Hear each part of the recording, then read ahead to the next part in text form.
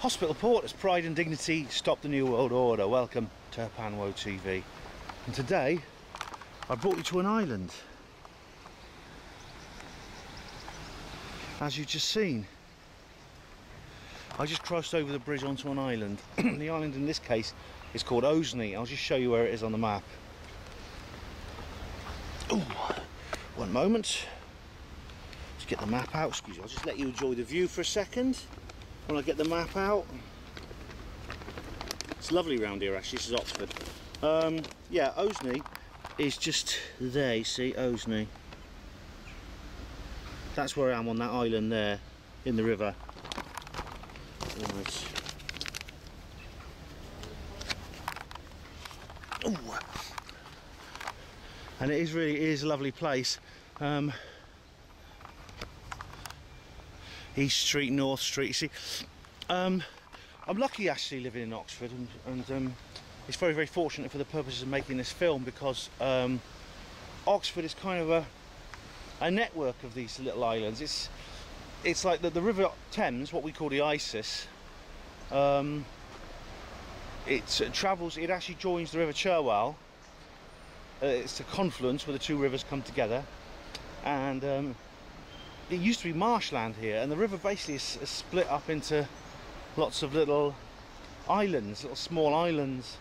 So Oxford, the city of Oxford itself, is almost like a network of these little islands and little small streams between them, where the rivers Cherwell and Thames meet. And that's why boating is so popular around here. So many there's people who live on boats, and and there's lots of sort of like we've got a big river culture, is big in Oxford. We're at Bridge Street now on Ozny Island. And islands are unique places, and as uniqueness goes, this is one of the least unique ones actually. There's the bridge. It's just a short getting onto the mainland. See, I use that word. It's just a short hop across this bridge over this little stream, which is part of this sort of like network of rivers. And you just take just a few yards and you're back on the mainland. Let's take a walk down here.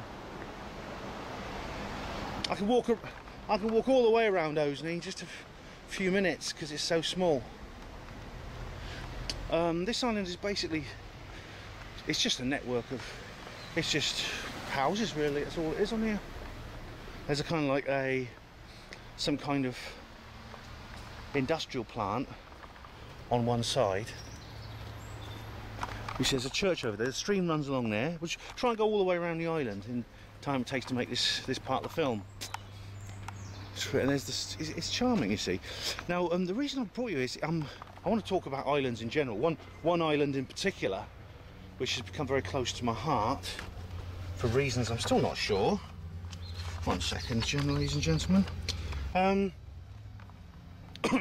island is defined as a piece of land entirely surrounded by water. Now, of course, islands vary an awful lot in size, shape, and how large the amount of water is around it. I mean, Great Britain's an island, but it's so huge. People like me who live here tend not to think of it that way. So even when I step onto the mainland, so-called, I'm still on an island. I'm on the island of Great Britain. But of course, this is different. Ozny is an island in the river, and there's many other islands like it. But this is lovely over here. Look, you come over here, and there's like gardens. There's a stream, just a fence with people. Yeah, lovely. Do not feed the birds, it'll spoil sports. And this is a street on the island of Ozny. One thing islands always do produce, the people who go and live on them, there's always a profound, it always generates very profoundly unique cultures wherever humans go and live on an island. The smaller and more remote the island is, the more unique and profound the culture, the more unique the culture will be. But even on an island like Ozny, which is a small island just in the river, which is just basically, it's just surrounded by a couple of streams with some bridges, and as you can see, You could almost jump across to the mainland, or to the, you know what I mean. And this comes down to my, you know, what I've often talked about when I talk about conformist culture. See, people have window boxes along here, see? You do get that sense, don't you? I don't know if I do, certainly. It's nice, isn't it? Look. My study of mainstream conformist culture. Swan Street, that's nice, isn't it?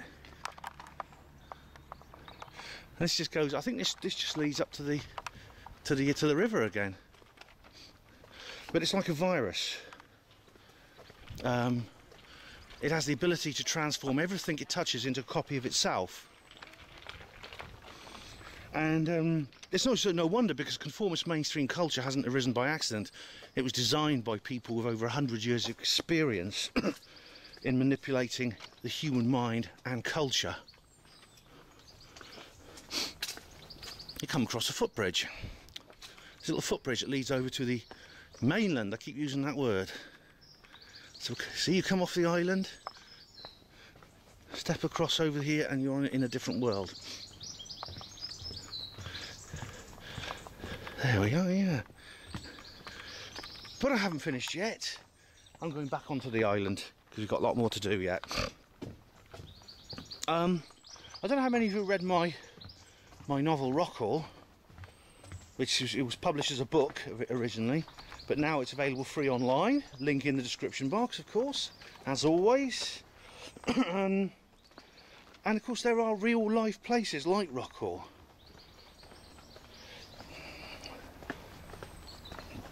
You see, so I sense there's a difference in culture when you step across onto Ozny. Ozny is unique, even though, like I said, it's hardly an island at all, apart from in the literal sense.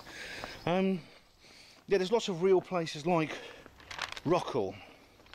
Rockall being this little island which has a unique culture which the conformist mainstream tries to invade and take over. That's the theme of the novel. And there are real places like that, like St Kilda. I mean, I talked about St Kilda, which is actually features in the novel, which is an island off the coast of Scotland, which is the remotest inhabited island in the British Isles.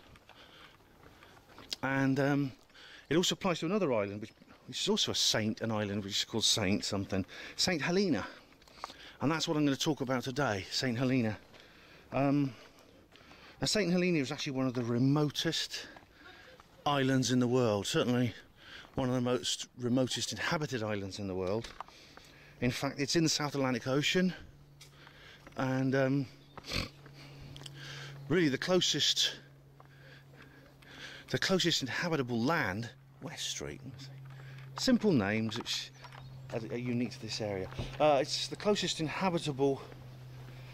the closest land to St Helena. If you look on the map, I'll show you where it is on the map in a minute, in the next scene of this film. But the nearest land is 1,200 miles away.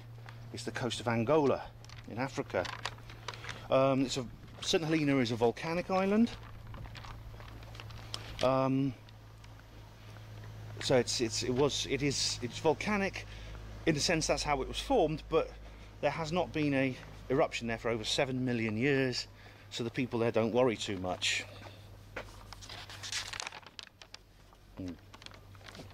Nobody lived there. I mean, it's very small, it's about 10 miles across. There's no indigenous population as such, but it was settled by British planters in a few centuries ago, and we've come to the south side. There's Bridge Street again, there's that plant place. It was settled by British planters, like I said, and it was a base for the Royal Navy. They used it as a base, and it was also a stopover for merchant ships, a replenishment station on the East India trade routes until 1869, when the Suez Canal was opened, and the shipping lane shifted north into the Red Sea, and that part of the South Atlantic really became rather deserted. But it fell into a little bit in disrepair, but it was still in use. It was still used. We're approaching this plant. This is the only non-residential building on Ozny, actually. So we'll have to see what it is. It fell into disrepair for a bit, the island, but it was used to exile people. Ozny Depot, the Environment Agency.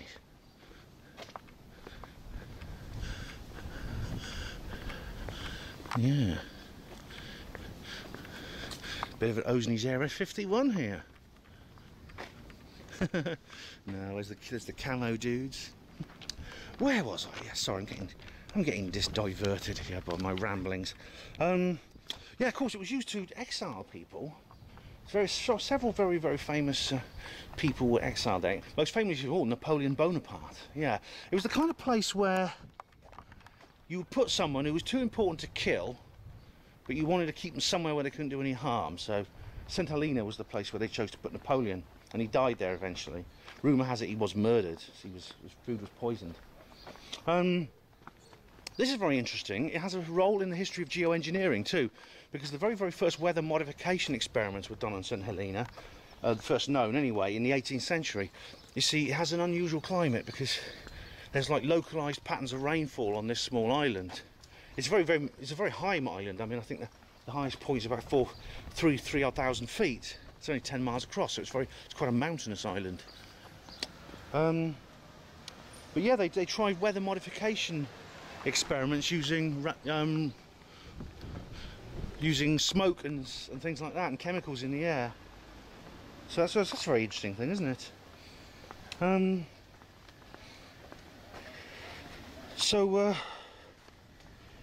Like I said, small, remote, so far from anywhere, in many, many different ways. That's changing. I'll explain how it's changing in the course of this film. You may say, how can it change? You can't exactly pick it up and move it closer to the mainland, can you? Well, there's other ways of bringing it closer to the rest of the world, as I'll explain. But anyway, it has a population of 4,500. It's just 4,500 people. That's smaller than an average English town. And that's shrinking, and the population is ageing. Exactly like with St Kilda, because the younger people are leaving. We've reached the southern corner of Ozny now, and there's another bridge. And I don't know if it's still... See, there's a weir here. Someone's put a weir in. So I don't know if that actually counts as it still being an island in the proper sense, because like Mesopotamia and the University Parks is not an island in the proper sense. But anyway, this is the southern extremity of Ozny. We come round the western half of the island. See, there's a weir now here, see, so I don't know. Who knows, but I still think it was an island. We're going to walk up the eastern side of the island now. St Helena is part of the British Overseas Territory of St Helena, Ascension Island and Tristan da Cunha.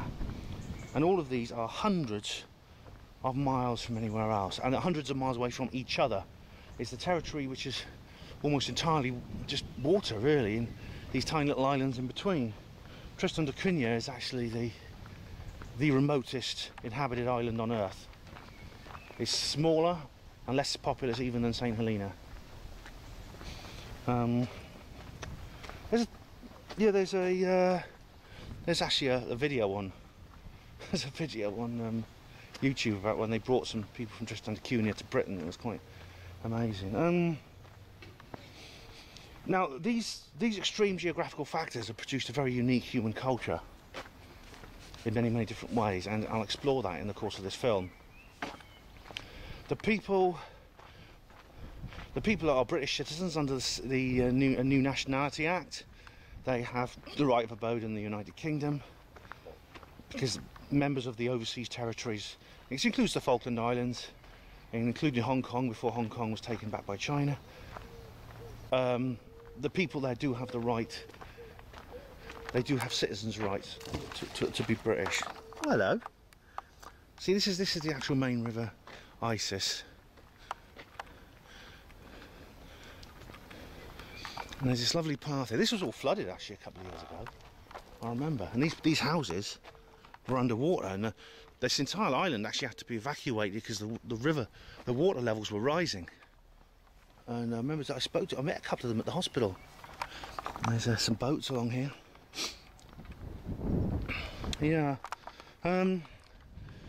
And the people there speak English, but they have a very unusual accent. Very unusual indeed.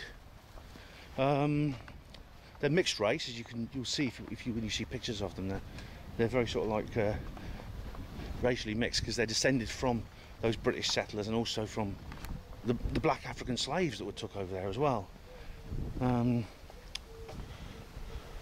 So now we are kind of coming to these. You'll see where we are now. I've walked all the way around Ozny Island, and it's quite a trip, I feel. And you see that bus crossing over that bridge, that's Botley Road. There's some ducks asleep, I don't want to disturb them, or they've woken up.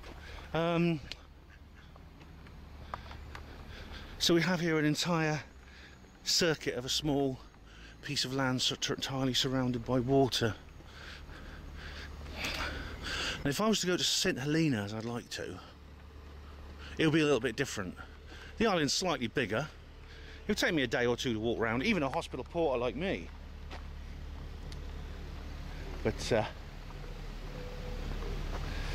and also, getting onto the mainland from St Helena will be a bit different from crossing over a bridge. However, there are plans afoot to change that, and it's possible that access to St Helena may soon become not that much more difficult than crossing a bridge. Just leave you here this little interesting little part here about the Thames Path National Trail in Oxford.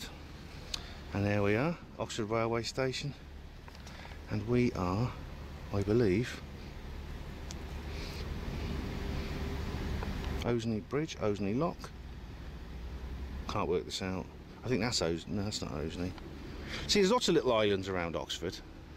Some of them are smaller than others. There's another one, see Folly Bridge Island, and it is. Someone in a poem said Oxford was an island city, and it's true. Anyway, we've now completed our little circumnavigation of Ozny Island. We're back on East Street. It's taken me, what's the timestamp on this? It's taken me 17 minutes. So now I'm going to proceed to the next part of this film, and we'll discover more about what's going on with islands and St Helena in particular.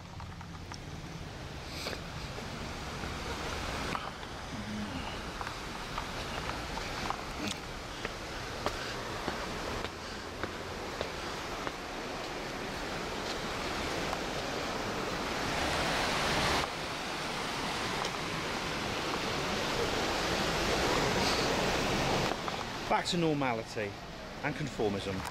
So the question is, where exactly is St Helena in the world? Is it somewhere? Where is it? Let's have a look, see if we can find it. There it is, look, St Helena. Now look how small it is. I'm zooming in on it and it's there. Minuscule. In fact, if you were eating sandwiches while you were looking on the map, you very well may lose it underneath one of the crumbs. And that is it, this emerald surrounded in bronze, as it's called, because it has these red stone cliffs around the outside and this beautiful lush green interior. And you can see here there's some of the settlements like Jamestown, the capital. There's houses, and you can see the relief effect actually, which they have on Google Earth now, shows you, these cliffs are incredibly high, and there's these incredibly steep hills on either side, and there's Jacob's Ladder, which is actually a large staircase with over 600 steps that takes you up to the top of the cliff here. Incredible thing there, that's it. Now a lot's happening on St Helena, and I'll show you just a couple of videos now which talk about the new airport that they're going to build there. Here we go. I'll just show you a bit of this one and then on most of the next one.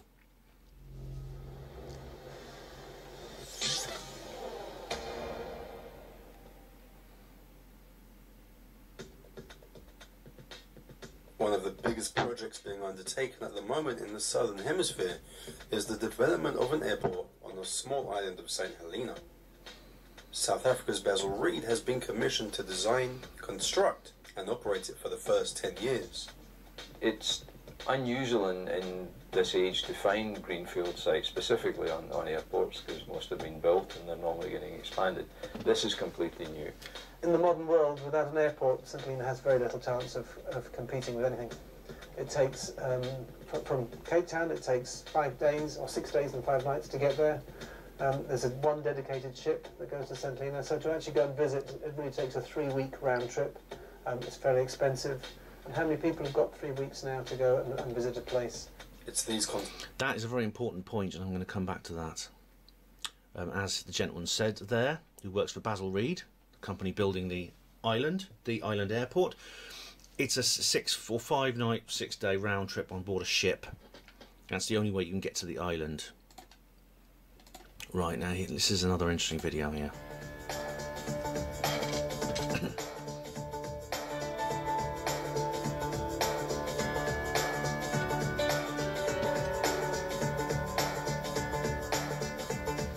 The St Helena Airport contract was signed in November 2011 with the St Helena Government and the UK's Department for International Development to design, build and operate an airport on an island 2,000 kilometres from the nearest mainland, an island with limited infrastructure, no major construction equipment, no construction materials, not even sufficient sand, and no harbour.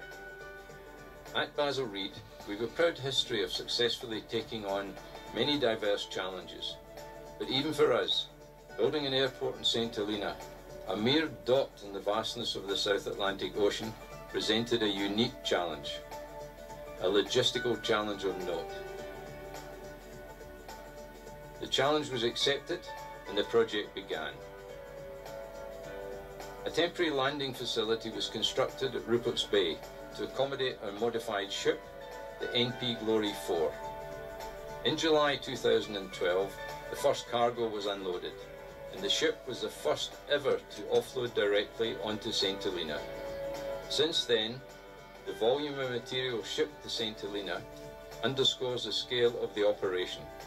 Around 30,000 tonnes of cargo has been moved so far, including 8 million litres of diesel fuel, 3,000 tonnes of explosives, 6,200 tonnes of cement and pulverised fuel ash, 500 tonnes of sand from Namibia, 120 items of construction equipment, 900 containers, 1,200 tonnes of reinforcing steel, plus 5,000 tonnes of miscellaneous cargo, and there is still a lot more to come. Storage facilities and a temporary fuel farm for 1.5 million litres of fuel were also constructed in Rupert's Valley. In November 2013, an additional contract was signed for the construction of a permanent wharf, which will be of great benefit to the island, as it will mean that the ships will be able to dock alongside a wharf for the first time in the island's history. The design stage is well advanced, and this particular part of the airport project is scheduled for completion in mid-2015. 2 10-tonne and 2 30-tonne gantry cranes have been erected at a precast yard in Rupert's Valley, where the core locks and 27-tonne concrete blocks for the wharf are being manufactured. In April this year, construction of the wharf will begin, and 2 200-tonne crawler cranes will have arrived on the island on the NP Glory 4. Go forward a little bit. 14 kilometres of a winding, twisting road, rising over 500 metres in the first 5 kilometres, in itself presenting an engineering challenge. They form part of the runway.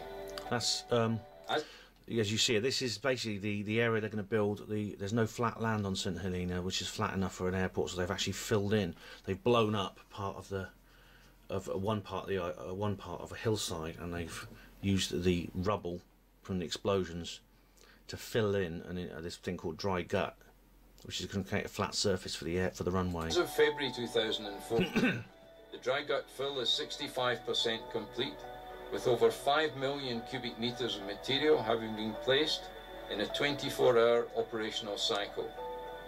The completion of dry gut fill is scheduled for September 2014. Work has also commenced on the 1,950 metre long concrete runway, the taxiway and apron, and this is due for completion in May 2015. Construction of the terminal building, combined air traffic control and fire department is progressing well and is on schedule. Installation of aerodrome ground lighting, navigational aids and air traffic control equipment will begin in August 2014 and will be completed and tested by mid-2015.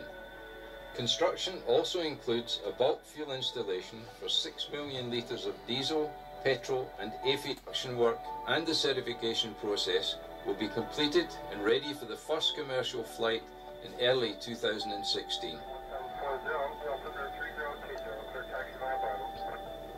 The project has already had a positive impact on the islanders. Has it? All looks very, very, very, very impressive indeed, doesn't it? Oh, let's see. Oh, yeah.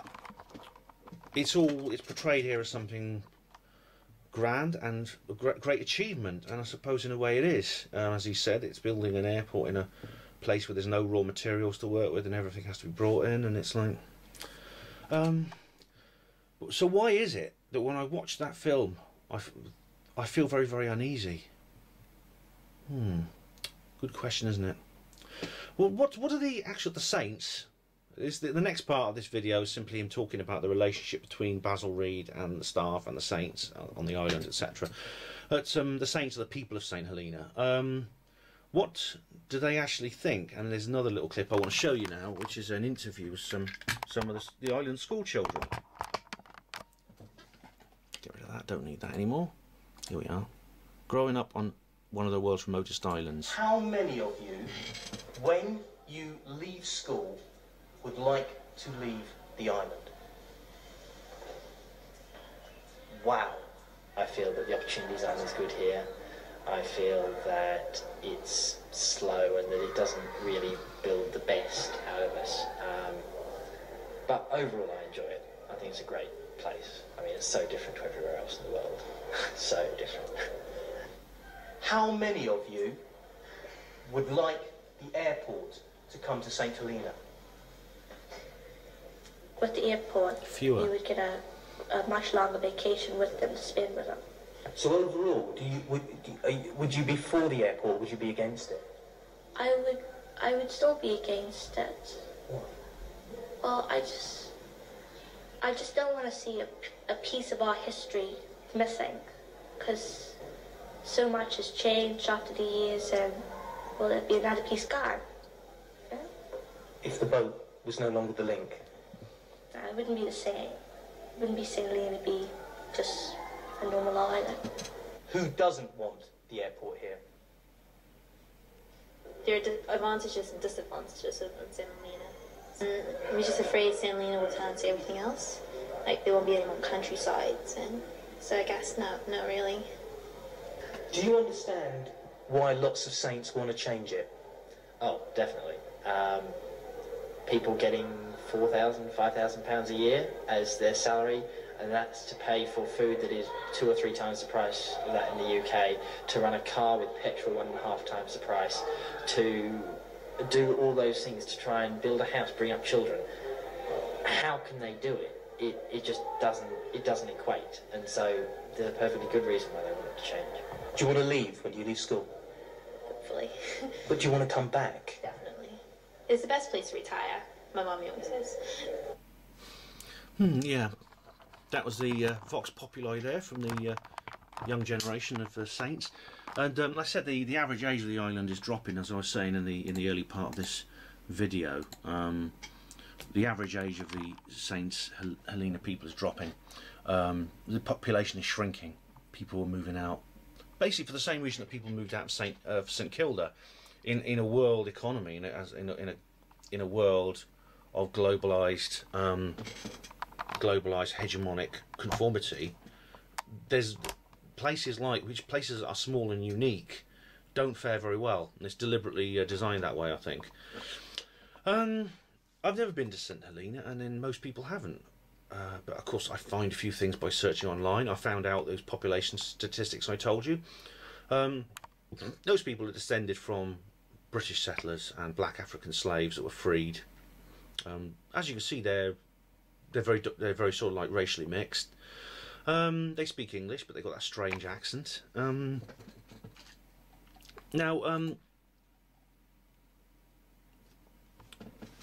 As you just heard them talking, and they just put their hands up, and you heard that the vast majority of those children want to leave the island when they grow up.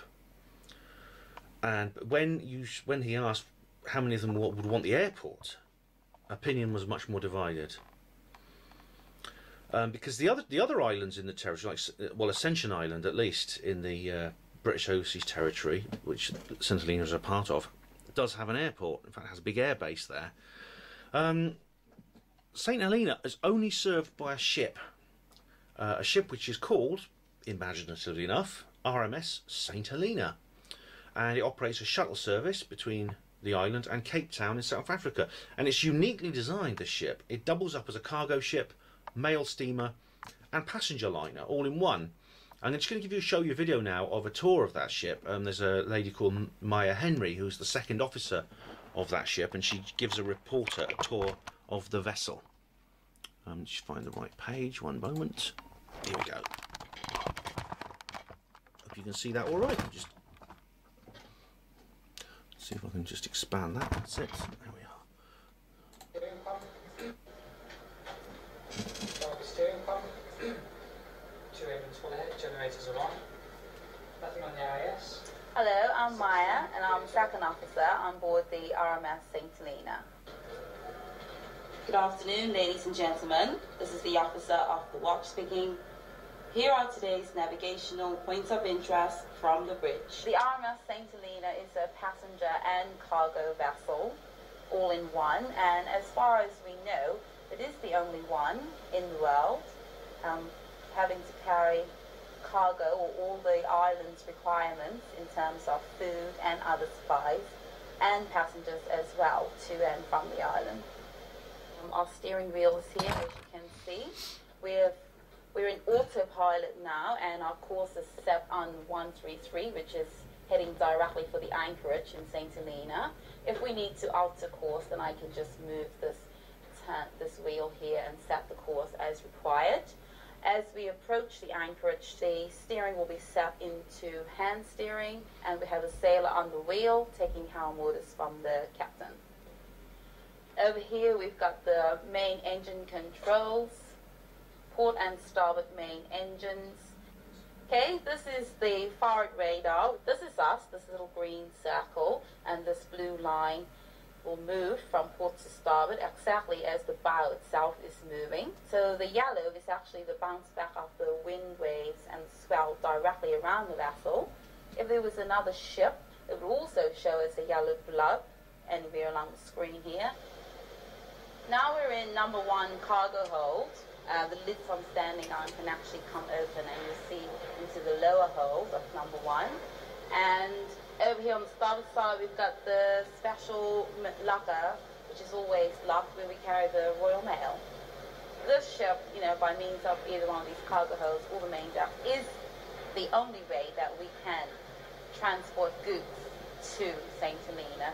So in addition to the containers, we've had to carry motor vehicles, fire trucks, ambulances, motorbikes, cement for building houses. Also had to carry windmills, livestock, chickens, ducks, geese, whatever the island needs. Literally, everything the island needs, we have to carry on board. Speaking for myself, there is a sense of pride that I can serve my island on board the only ship that supplies the island with all its needs, because obviously we have to get the job done or the island will suffer. There we are. That was interesting.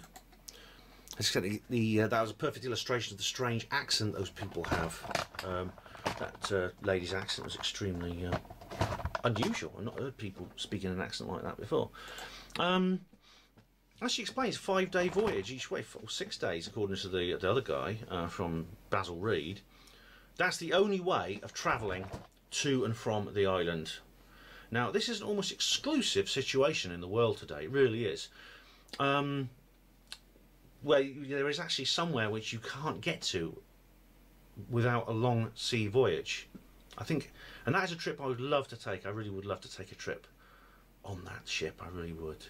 If for no other reason, I quite relish the prospect of getting lost at sea with that Miss Henry. I should shut up actually, because my girlfriend watches my videos. Shut up, Ben. I mean, this is a situation, as you can see, with the airport situation. It's the airport being built now. In a couple of years, this is a situation that's going to come to an end. The airport's going to open early in 2016, and it'll all be over. That position of the island in relation to the rest of the world, in terms of its isolation, not its geographical isolation, its isolation within the transport network of the world, is going to change. It's going to change forever, as I was explaining earlier in the film. Now, those saints who are in favour of the airport make some very good points. The island is suffering from terrible economic problems. It's basically being subsidised by the UK government overseas aid agency. Poverty is rife there, as the young lad in the school video was explaining. You know, food is expensive, petrol is expensive, people aren't earning much money. So the island wants to make itself more accessible to tourists. That's one thing. Also, the St Helena ship is an old ship, and it's going to be retired from service soon. Now, if another ship is built to replace it, that's going to cost a lot of money. And there's been several accidents, actually, and breakdowns in recent years. And that happened, when that happened, the ship couldn't deliver its vital supplies to the island. Now, this is an extremely... It's actually, you have to think about for a moment what that means. It actually could result in a catastrophe. Because, and in fact, the catastrophe has been very, very narrowly averted when you consider the isolation of the island. If St Helena were ever cut off from the outside world, it would be a situation where it wouldn't be able to import food, because most of its food has to be imported, and all the other essentials that the ship delivers, which as you saw in that video. There's no other vessel berthed at the island which is capable of making a long ocean voyage to safety. And as the first young man reported in that video, there are few opportunities on St Helena for anybody with conventional ambitions and desire for more enterprise and adventure and variety in their life. Although it's possible that he may have a slightly deluded vision of the outside world. But the bright lights of the outside world are shining very brightly onto St Helena, and they must be very, very seductive indeed to the saints, those people. And they must be, I think we've got a parallel situation here to the position of St Kilda 100 years ago. As I think I explained in the first part of the video. Apologies if I'm repeating myself, but St Kilda was the remotest of the British Isles. It's off the coast of Scotland. It had a very old human population going back to prehistoric times, but in 1930 the island is asked to be evacuated to the mainland. They couldn't sustain themselves anymore because all the population were over 60. Everyone was wanting to move out. They suffered from economic problems because they couldn't maintain themselves in a situation where there was so much more material opportunities in the outside world, along with economic pressures based on its increasing relationship with the outside world. As I was explaining at the beginning of this video, the conformist globalist world culture is like a virus, and any exposure, something that's not infected by it, comes into contact with it, it's immediately overwhelmed and swamped. So I'm now going to take you to another island in Oxford, and which is a very, very different island to Ozny, and just for a few more thoughts on this rather strange subject. I mean, it's rather strange that this issue has obsessed me so much recently. It's really sort of like, I found it enormously poignant and there's a lot of gravitas in my heart now as a result from learning about this, and I'm not quite sure why, to be honest. It's one of these strange things that sometimes happens to me. Anyway, let us proceed. Oh dear. Well, it looks as if I can't actually get onto where I was going to shoot this particular part of the film. After going around Ozny, I was going to show you a very different island, which is the Angel and Greyhound Meadow, which is actually an island, another island in the river network of Oxford, but as you can see here, these gates are locked because of the rise in sewage on the land. Oh dear. That's a shame. That's how I used to play now when I was a kid. Yeah, look nice. That's it over there anyway. It's a very, very different kind of island to Ozny. But we'll just take a walk along here. There's the river, you see.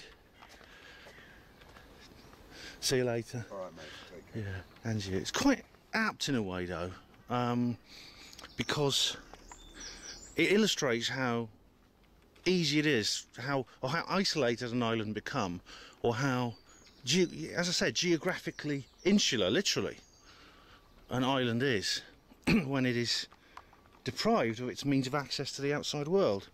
And in this case, it's an island like just basically you could easily get across there if you had to. You could swim over there, or wade over there probably. I don't know how deep this river is, but you could easily get over there if you wanted.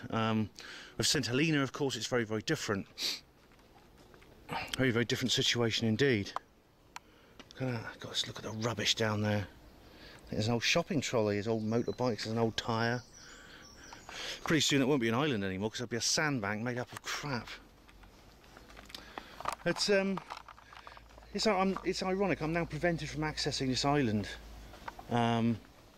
because the means to do so is taken away from me. The bridge is shut. How odd. And how ironic, and also how apt in a way. I'll show you where it is on the map anyway. Okay, you just enjoy the view again.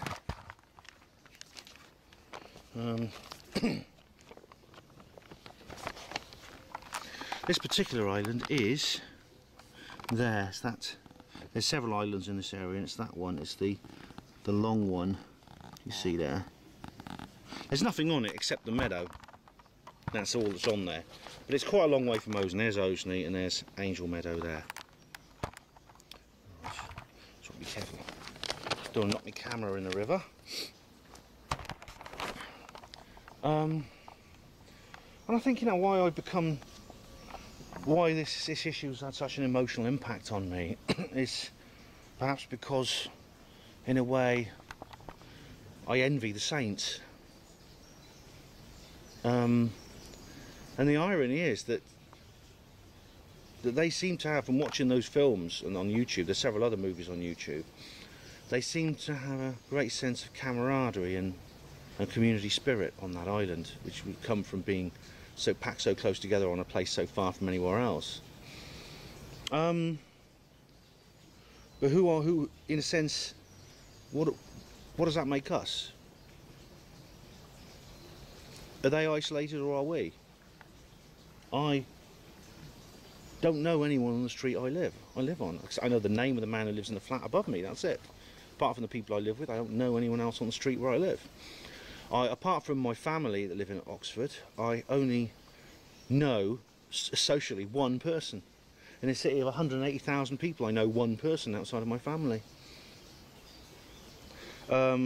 Despite my best efforts to maintain it, the workplace community I was a part of has broken down. The camaraderie and esprit de corps of the hospital portering service has disappeared in the wake of the wave of rampant casualisation.